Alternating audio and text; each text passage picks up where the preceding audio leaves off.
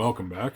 I will now be reviewing all of Week 13's matchups in the NFL, starting with the Thursday night matchup between the Buffalo Bills and the New England Patriots. Coming into this matchup, I did predict that Josh Allen would prevail, and sure enough, they got a huge victory over their AFC foe in the Patriots. He was 22 of 33 for 223 yards and 2 touchdowns.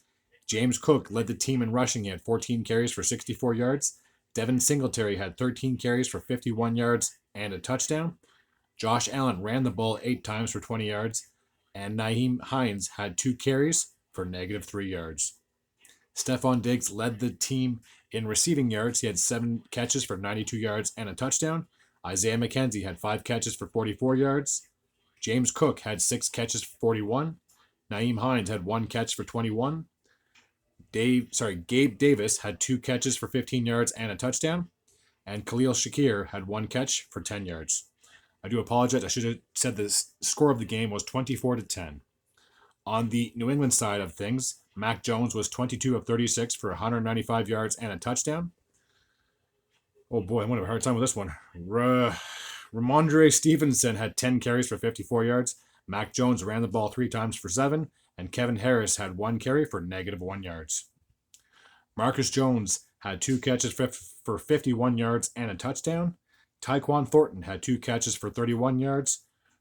Oh, this name again. Ramondre Stevenson, there we go, had 6 catches for 24 yards. Jacoby Myers had 3 catches for 22. Nelson Aguilar had 2 catches for 17.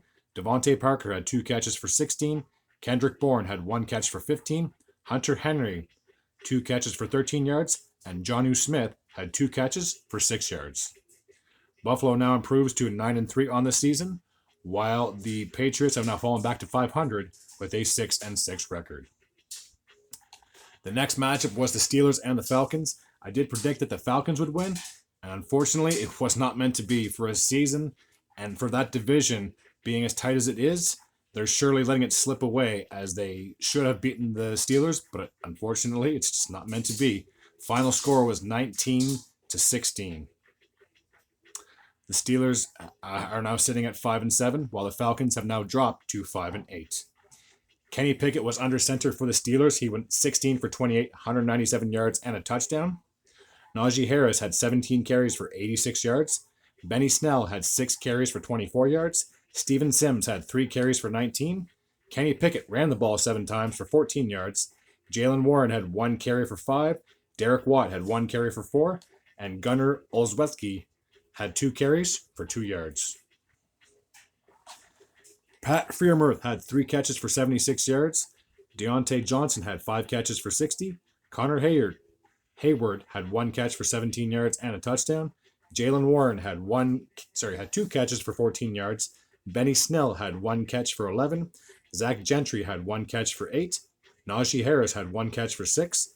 Derek Watt had 1 catch for 3. And George Pickens had 1 catch for 2 yards. On the Atlanta side of things, Marcus Mariota was under center. He went 13 of 24 for 167 yards. He had a touchdown and a pick. Cordell Patterson ran the ball 11 times for 60 yards. Tyler Algier had 10 carries for 52 yards. Marcus Mariota ran the ball 3 times for 17 yards. And Caleb Huntley ran the ball 4 yards for 17 yards as well. Drake London had 6 catches for 95 yards. Anthony Fisker had 2 catches for 24. Parker Heese had 1 catch for 16. Olamide Zaccheaus had 2 catches for 13. Damier Byrd had 1 catch for 12 yards. Nicole Priet had 1 catch for 7 yards and a touchdown. The Baltimore Ravens hosted the Denver Broncos, and a game that I predicted that the Ravens would win. It was very close. It was definitely a defensive struggle game, to say the least. But in the last 30 seconds or so, the Ravens managed to pull out a huge victory, I guess you could say. 10-9 was the final score. Stats for the game: Russell Wilson, who has definitely been struggling, to say the least, was 17 of 22 for 189 yards, no touchdowns, no picks. Latavius Murray had 17 carries for 47 yards. Russell Wilson ran the ball twice for 21 yards. Mike Boone had 6 carries for 18 yards, and Marlon Mack had 2 carries for 3 yards, while Mortel Washington had 1 carry, but unfortunately it went backwards for -1. Greg Dulcich had 6 receptions for 85 yards. Jerry Jeudy had 4 receptions for 65 yards. Latavius Murray had 4 catches for 14. Kendall Hinton had 1 catch for 11. Mike Boone had 1 catch for 8. Marlon Mack had 1 catch for 6 yards. And Courtland Sutton was held off the score sheet and the stat sheet as well. On the Ravens side of things, so they started Lamar, and unfortunately he got hurt. He only went 3 or 4 for 11 yards. I guess after the game, John Harbaugh said that it could be days or weeks before his return. So that could be a little troublesome, especially for a guy who doesn't have a contract for next season. Tyler Huntley came in relief. He was 27 of 32 for 187 yards. He had no touchdowns, but he did have a pick. He also led the team in rushing. He had 10 carries for 41 yards and the lone touchdown. Kenyon Drake had 7 carries for 29 yards. Gus Edwards had 6 carries for 12. Lamar ran the ball once for 9. Devin Duvernay had 2 carries for 9 yards. Justice Hill had 1 carry for 2. And Mark Andrews had 1 carry for 1 yard. So Baltimore, they're basically in a tie in that AFC North with the Bengals. They're now sitting at 8-4. While for the Denver Broncos, basically your season was over a couple weeks ago. They're now sitting at 3-9 and last placed in that AFC West division. The next game had the Green Bay Packers and the Chicago Bears. I did predict that the Bears would get the victory, and it looked like they would have, but it was not meant to be, as even though the Packers are struggling, Aaron Rodgers definitely seems to have the Bears' number, to say the least. So the final score in this one was 28-19. The Packers are now sitting at 5-8, while the Chicago Bears, obviously their season's done, they're sitting at 3-10. Stats for the game. So Rodgers was 18 of 31, 182 yards and a touchdown.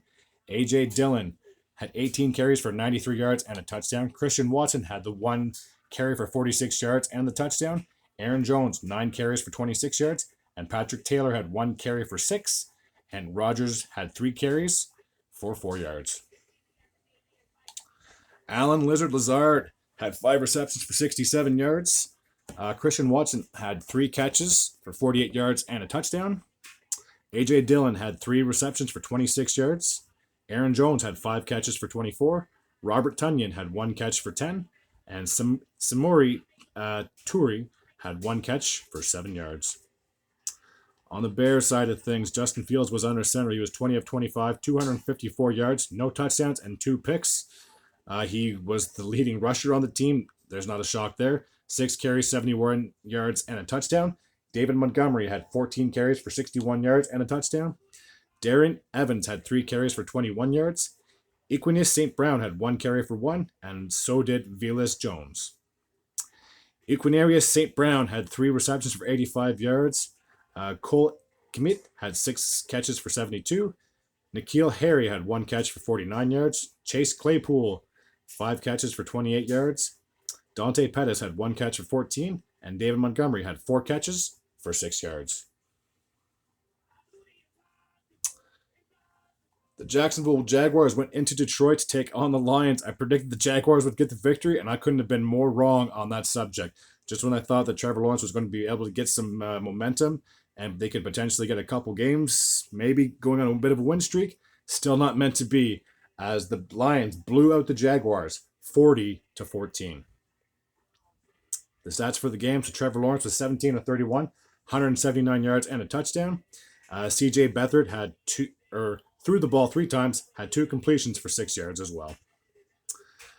Travis Etienne had 13 carries for 54 yards. Trevor Lawrence ran the ball 4 times for 32 yards. Snoop Connor had 1 carry for 6, and Jamal Agnew had 1 carry for 3 yards. Christian Kirk led the team in receiving. He had 6 catches for 104 yards. Evan Ingram had 5 catches, for 30 yards and a touchdown. Marvin Jones only had the 1 reception for 17 yards. Zay Jones had 2 catches for 16. Travis Etienne had 3 catches for 12 yards. Tim Jones and Luke Farrell each had 1 catch for 3 yards. On the Lions side of things, Jared Goff had a monster game, 31 of 41, 340 yards and 2 touchdowns, no picks. DeAndre Swift led the team in rushing. He had 14 carries for 62 yards and a touchdown. Jamal Williams, the former Packer, 11 carries, 35 yards, and a touchdown. Jason Cabina had 1 carry for 4, as did Justin Jackson. Amon-Ra St. Brown had 1 carry for 2 yards. Nate Sudfeld ran the ball twice, but unfortunately went backwards for a negative 1 yard. And Khalif Raymond had 1 carry, but that went further back for negative 6 yards. So Amon-Ra St. Brown had 11 catches for 114 yards and 2 touchdowns. DJ Clark had 5 catches for 98 yards. DeAndre Swift had 4 receptions for 49 yards. Brock Wright, 2 catches, 25 yards. Josh Reynolds had 3 catches for 9 yards, as did Justin Jackson. Khalif Raymond had 2 catches for 12 yards. And Shane Zystra had 1 catch for 4 yards. So the Jaguars have now fallen to 4-8, while the Lions are sitting in second place in that poor NFC North division at 5-7. Cleveland Browns went into Houston to take on the Texans. And this is obviously the big game between Deshaun Watson's current team and his former team, as obviously in the offseason he got traded to Cleveland. I did predict that the Cleveland Browns would win. Final score 27-14. They are now sitting at 5-7, while Houston, the worst team in the league, are now 1-10-1. Stats for the game. So even though Watson did play, he didn't have spectacular numbers. He was only 12 of 22 for 131 yards and a pick. Nick Chubb led the team in rushing. He had 17 carries for 80 yards. Kareem Hunt had 9 carries for 56 yards. Watson ran the ball 7 times. He got 21 yards gained. Harrison Bryant had 1 carry for 8. Anthony Schwartz had 1 carry for 6. And Jeremy Ford had 3 carries for 3 yards. Donovan Peoples-Jones had 3 receptions for 44 yards. Amari Cooper had 4 catches for 40. Kareem Hunt had 2 catches for 18. Anthony Schwartz had 1 catch for 12. And Farrell Brown had 1 catch for 11. While Harrison Bryant, had 1 catch for 6 yards. On the Houston side of things, Kyle Allen was under center. He was 20 of 39, 201 yards, 1 touchdown, and 2 picks. Dameon Pierce had 18 carries for 73 yards.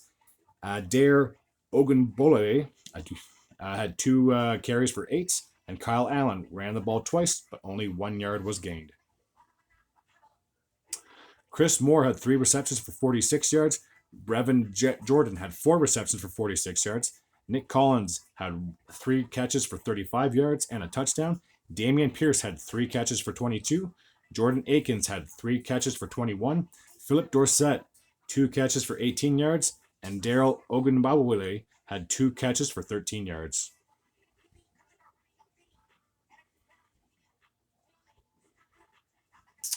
The New York Jets went into Minnesota to take on the Vikings. Both these teams are playing fairly decently, and if the playoffs started now, I do believe they both potentially would be getting in, as the AFC East is extremely strong with 3 teams above 500, and all 3 of them obviously would be in the playoff contention as well. The final score was 27-22. The Jets have now fallen to 7-5, but even though they fell to 7-5, as I previously said, they're still in the playoff hunt. While Minnesota, who is absolutely dominating, and I guarantee they probably have the NFC North crown. If they don't this week, definitely by next week. They are now sitting very pretty at 10-2. Stats for the game. Mike White was under center for the Jets. He was 31 of 57, 369 yards, no touchdowns, 2 interceptions. Bam Knight had 15 carries for 90 yards. James Robinson had 4 carries for 10. Elijah Moore had 1 carry for 10. Mike White ran the ball 3 times for 7 yards, and Ty Johnson ran the ball once for 3 yards.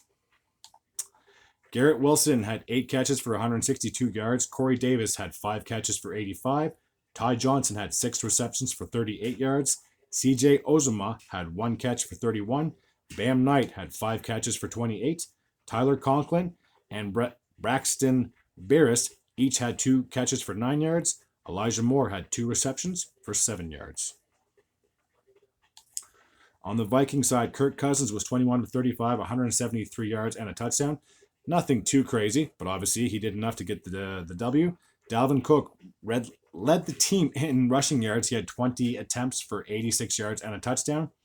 Alexander Mattison had 3 rushes for 14 yards and a touchdown.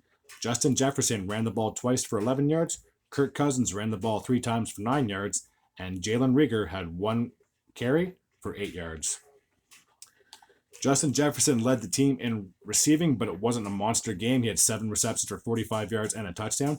Jalen Rieger had 1 catch for 38. TJ Hawkinson, the obviously a big acquisition that they stole from their NFC North foe in the Lions, had 4 receptions for 33 yards.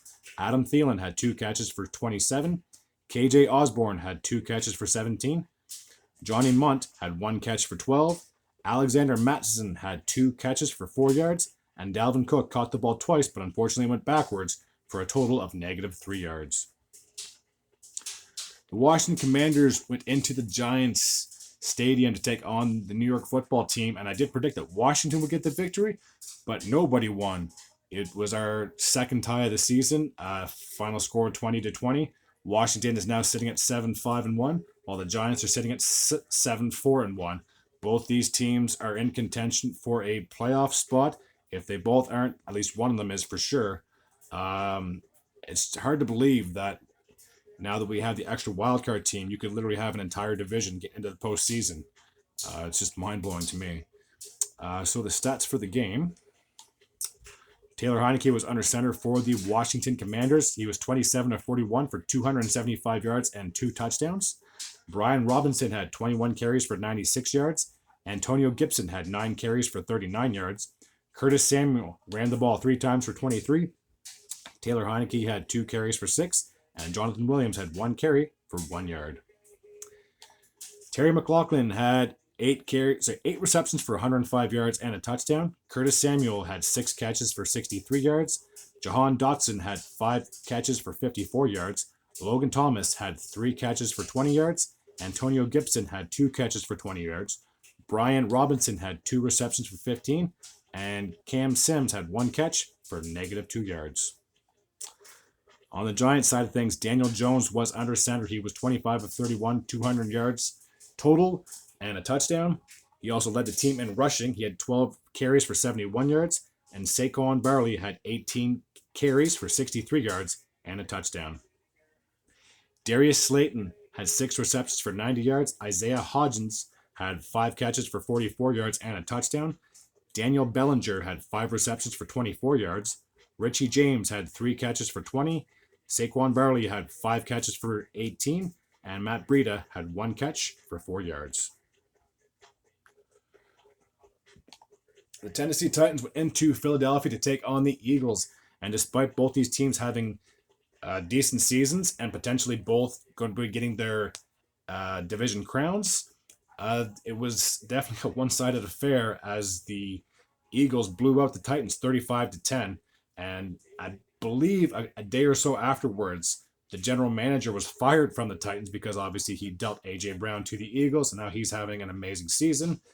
And it's very rare that you see a general manager getting fired from his job when the team is about to win their back-to-back division titles. Maybe there's 3 straight titles. It's just mind-blowing to me, but obviously there was some hostility and some stuff going on in behind the scenes. So, yeah, it's hard to believe you could be going into the postseason without your general manager. Obviously, they have an intern for the time being, but this is definitely confusing, but I guess it's overdue if you're a Titans fan. So the final stats of the game, Ryan Tannehill was 14 of 22, 141 yards total, and a touchdown. Malik Willis was 2 of 4 for 16 yards. Tannehill, this is a shocker, led the team in rushing, 3 carries for 34 yards. Derrick Henry was given 11 touches, but only 30 yards gained. Julius Chestnut had 5 carries for 13 yards. Malik Willis had 1 carry for 8, and Dontrell Hilliard had 1 carry for 2 yards. Chugoziem Okwutlo had 4 catches for 68 yards. Traylon Burks had 1 catch for 25 yards, but it was successful. He had a touchdown on his only catch. Austin Hooper had 3 receptions for 22 yards. Dontrell Hilliard, 2 catches for 14. Derrick Henry had 2 catches for 8. Robert Woods had 1 catch for 6. C.J. Board had 1 catch for 6. And Jeff Swaim had 1 catch for 4, as did Nick Westbrook-Ikhine. On the Eagles side of things, Jalen Hurts was under center. He was 29 of 39, a huge game, 380 yards, 3 touchdowns, no picks. Gardner Minshew came in obviously later on, only threw the ball twice, 1 catch for 11 yards, or only 1 throw and receiving for 11 yards, 1 of 2. Miles Sanders didn't run the ball that well. He only had 10 carries for 24 yards and a touchdown. Boston Scott had 6 carries for 16 yards. Kenneth Gainwell had 3 carries for 15. And Jalen Hurts ran the ball 5 times for 12 yards, but he scored a touchdown. A.J. Brown, as I just finished mentioning, from coming over from the Titans, he had 8 receptions for 119 yards and 2 touchdowns. Devontae Smith had 5 catches for 102 yards and a touchdown. Jack Stoll had 3 catches for 41 yards. Kenneth Gainwell had 3 receptions for 38. Quez Watkins had 5 receptions for 37 yards. Grant Calcaterra had 1 catch for 19 yards. Zach Pascal had 2 catches for 16. Miles Sanders had 2 catches for 14. And Boston Scott had 1 catch for 5 yards. The next game has 2 NFC West foes in the Seattle Seahawks and the Los Angeles Rams. And how strange it's been for both these teams, because a year ago the Seahawks were struggling. The Rams were obviously on their way to a Super Bowl title. And now this year the Seahawks seem to have been improved after obviously losing Russell Wilson in the offseason. And obviously Matthew Stafford went down. He hasn't been playing that well as he used to. And here we are. It's hard to believe that this is where we're at. So final score was 27-23. The Seahawks are 7-5. And the Rams have fallen out of obviously playoff contention. They're now sitting at 3-9. Geno Smith has been playing excellent under center. He was 28 of 39, 367 yards, 3 touchdowns, and a pick. DJ Dallas had 10 carries for 37 yards. My screen just froze on my phone. I do apologize. Hold on a second. Where are we? Kenneth Waller had 3 carries for 36 yards. Tony Jones had 7 carries for 14. And Geno Smith ran the ball twice for 3 yards. Tyler Lockett and DK Metcalf might be one of the most dangerous 1-2 punches when it comes to receivers. Tyler Lockett had 9 catches for 128 yards and a touchdown. DK Metcalf had 8 receptions for 127 yards and a touchdown. Noah Fant had 4 catches for 42 yards and a touchdown. Will Disley had 2 catches for 22. Tony Jones had 2 receptions for 18 yards. Marquise Goodwin had 1 catch for 17. Colby Parkinson had 1 catch for 12. Laquan Treadwell had 1 catch for 1 yard. On the Rams side of things, they had John Fuller under center. He went 14 of 26, 178 yards, and no touchdowns and 2 picks. Cam Akers ran the ball 17 times. He had 60 yards gain with 2 touchdowns.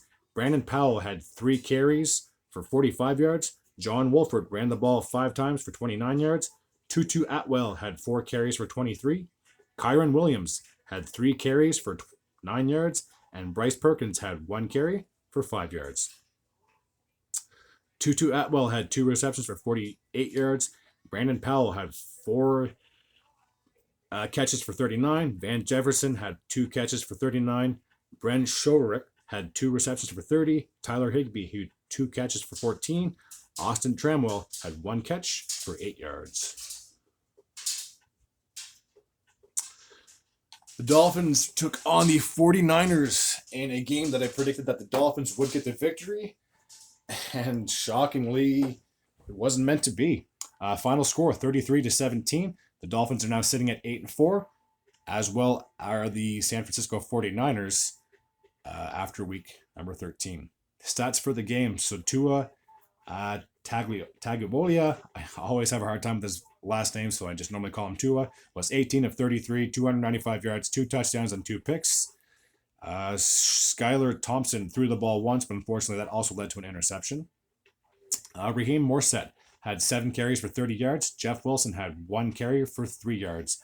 They only ran the ball 8 times, so chances are if you're only running the ball 8 times, you ain't going to get a whole lot of success. Tyreek Hill, no surprise here, led the team in receiving yards. He had 9 receptions for 146 yards and a touchdown. Trent Sheffield had 1 catch for 75 yards, but it was successful. Got a touchdown out of it.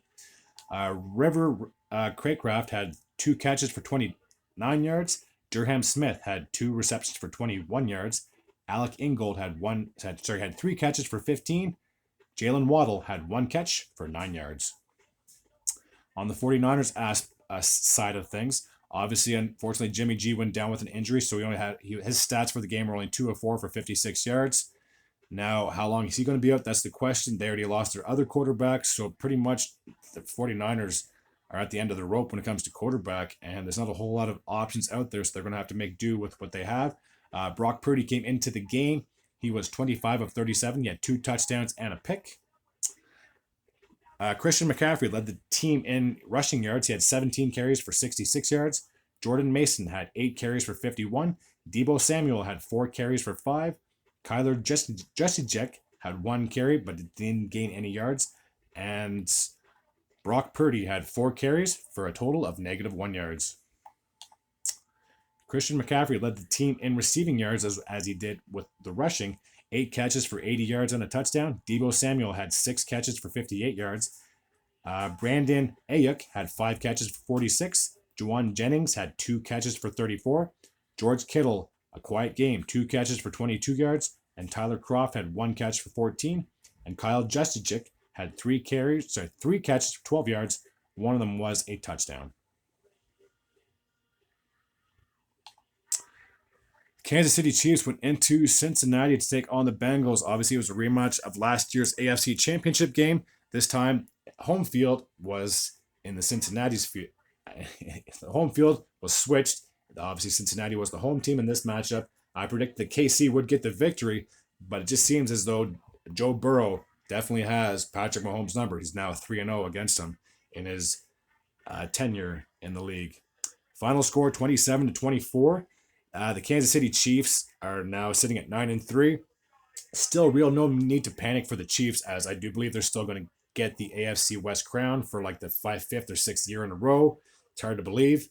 The Bengals, as I said previously, when I mentioned the Baltimore Ravens, they are now basically tied for first in that division, and it's going to be a battle when it comes to try to get that AFC North crown. But one of those two teams will most likely get it. So final score 27-24. The stats for the game: Patrick Mahomes was 16-27, 223 yards and a touchdown. Isaiah Pacheco led the team in rushing. He had 14 carries for 66 yards and a touchdown. Jerick McKinnon had 8 carries for 51 yards. Sky Moore had 1 carry for 12. And Patrick Mahomes ran the ball twice for 9 yards and a touchdown.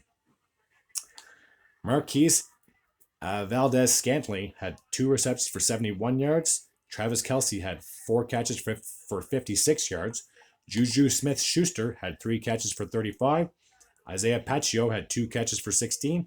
Justin Watson had 1 catch for 15. Noah Gray had 1 catch for 15. And Jerick McKinnon had 2 catches for 9 yards. Joe Burrow on the Cincinnati side was 25 of 31, 286 yards, 2 touchdowns, no picks. Samaje Perine led the team in rushing yards. He had 21 carries for 106 yards. Joe Burrow ran the ball 11 times for 46 yards, and one of them was a touchdown. Trayvon Williams had 1 carry for 3 yards, and Trent Taylor had 1 carry, but it went backwards for 3, so he had -3 as a final stat. Ja'Marr Chase led the team in receiving, and that's no surprise there. Welcome back, Ja'Marr, for sure, after missing a little bit of time. 7 catches for 97 yards. Tyler Boyd had 4 catches for 60 yards. Samaje Perine had 6 catches for 49 yards. T. Higgins had 3 receptions for 35 yards. Mitchell Wilcox had 1 catch for 13. Hayden Hurst had 2 catches for 12 yards. Trenton Irwin had 1 catch for 12 yards. And Chris Evans only had 1 catch for 8 yards, but it led to a touchdown. The next game on the list has 2 AFC West foes in the Los Angeles Chargers taking on the Las Vegas Raiders. A game that I'm pretty sure I predicted that the Raiders would get the victory, and they seem to be on a roll. For a team that was really struggling out of the gates, they're now just 2 games below 500. They're now sitting at 5-7, just a game behind the Los Angeles Chargers, who are now 6-6. Final score, 27-20. Stats for the game. So Justin Herbert was under center for the Chargers. He was 28 of 47, 335 yards, 1 touchdown, no picks. Austin Eckler led the team in rushing, but didn't have that great of a performance. 10 carries for 35 yards. Joshua Kelly had 7 carries for 30 yards. Justin Herbert ran the ball 5 times for 7 yards. Keenan Allen had 6 receptions for 88 yards and a touchdown. Gerald Everett had 5 catches for 80 yards. Austin Eckler had 5 catches for 67. Josh Palmer had 7 receptions for 60 yards. Michael Bandy had 1 catch for 15. DeAndre Carter had 1 catch for 14. Trey McKitty had 1 catch for 8. And Stone Smart had 2 catches for 3 yards. On the Raiders side of things, Derek Carr was under center 16 of 30, 250 yards, 2 touchdowns, and a pick. Josh Jacobs had a monster game when it comes to the rushing. 26 carries, 144 yards, and a touchdown. Zamir White had 2 carries for 6, and Amir Abdullah had 1 carry for 4 yards. No surprise here, Devontae had a big game as well when it comes to the receiving aspect. 8 catches, 177 yards, 2 touchdowns. Mac Hollins had 5 receptions for 35 yards. Foster Moreau had 1 catch for 32 yards. Josh Jacobs had 2 receptions for 6 yards. On the Sunday night, it was a blowout to say the least. Between the Colts and the Cowboys, I predicted that the Cowboys would get the victory, and surely they did. They are now sitting at 9-3, while the Colts' season is basically toast at this point. They are now sitting, I believe, at 4-8-1. Final score 54-19. If there was a mercy rule in this game, they probably would have only allowed the Cowboys to score like 30 or 40 points. So I had 40 points, but they're like, no, let's give them 54. So a huge game for the Cowboys, and obviously a very poor outing for the Indianapolis Colts. Matt Ryan was under center for Indy. He was 21 of 37 for 233 yards, 2 touchdowns, but unfortunately had 3 interceptions. Jonathan Taylor led the team in rushing. He had 21 carries for 82 yards. Zach Moss had 3 carries for 18. Deion Jackson had 2 carries for 6. Paris Campbell had 1 carry for 2 yards. And Matt Ryan had 3 carries for -2 yards. Alec Pierce led the team in receiving yards. He had 4 catches for 86 yards and a touchdown. Paris Campbell had 4 receptions for 43 yards. Jelani Woods had 2 receptions for 28 yards. Jonathan Taylor had 3 catches for 21. Kyron Granson had 4 catches for 19. Michael Pittman had 2 catches for 16 yards. Ashton Dolan had 1 catch for 14. And Mo Ali Cox had 1 catch for 6 yards. On the Cowboys side of things, Dak Prescott was under center for them Cowboys. 20 of 30, 170 yards, 3 touchdowns, and 1 pick. Tony Pollard led the team in rushing. He had 12 attempts, 91 yards, and 2 touchdowns. Zeke had 17 carries for 77 yards and a touchdown. Malik Davis had 3 catches for 29 yards and a touchdown. And CeeDee Lamb ran the ball twice for 23 yards. And speaking of CD, he had 5 catches for 71 yards and a touchdown. Dalton Schultz had 2 catches for 33. Michael Gallup had 4 receptions for 23 yards. Noah Brown, 2 catches, 15, as did Tony Pollard. And Zeke had 3 catches for 14 yards. Jake Ferguson had 2 receptions, but unfortunately it led to a -1 for the total of receiving. And the Monday night game between 2 NFC foes in the New Orleans Saints and the Tampa Bay Buccaneers. A game I predicted that Tom Brady would win, and sure enough, he got a huge victory, as this was his first regular season victory since being a member of the Buccaneers that he has beaten the Saints. Obviously, the only other time he beat the Saints was back in the 2020/2021 divisional round when they played Drew Brees and ultimately retired him. So the final score was 17-16. Even though the score was close, New Orleans could have easily put this game to bed, but they just refused to run the ball. And if they just ran the ball, they potentially could have killed more clock. Therefore, this comeback never would have happened. But unfortunately, it wasn't meant to be. And Tom Brady has yet another game-winning drive under his belt. Final score 17-16. The Bucs are now back at 500 with a 6-6 record, while the Saints have now fallen to 4-9. The stats for the game: Andy Dalton was under center for the New Orleans Saints, and his stat line read as such: 20 of 28, 229 yards, and a touchdown. Taysom Hill threw 1 ball for 21 yards.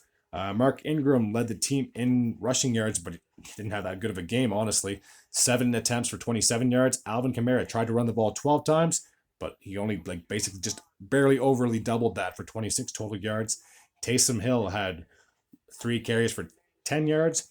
Adam Prentice had 1 carry for 2. Andy Dalton ran the ball once for a yard. and Rashid Shahad had 1 carry for 0 yards. Even though he didn't gain any yards through rushing, through the air, he had 4 receptions for 75 yards. That's Rashid Shaheed.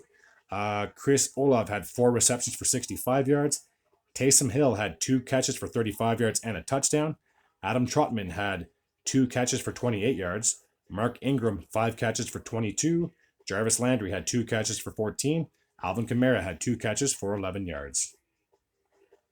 On the Buccaneers side of things, obviously Tom Brady, the ageless wonder, 36 of 54, 281 yards, 2 touchdowns, and a pick. Leonard Fournette led the team in rushing, 10 carries for 49 yards. Rachaad White had 9 carries for 28, and Brady only had 1 carry for -1 yards. Chris Godwin had 8 catches for 63 yards. Mike Evans had 4 catches for 59 yards. Rachaad White had 6 catches for 41 yards. Leonard Fournette had 6 catches for 32. Julio Jones had 3 catches for 28. Cade Otton had 6 catches for 28 yards and a touchdown. Cole Kieft had 1 catch for 12 yards. Russell Gage had 1 catch for 11. Scott Miller had 1 catch for 7 yards. Hard to believe there's only 5 more weeks left of the NFL season. It just feels like yesterday it just kicked off. But before you know it, just in like a month and a half, we'll be talking football. It's hard to believe that we are this close to the end of the season. Until next time, take care.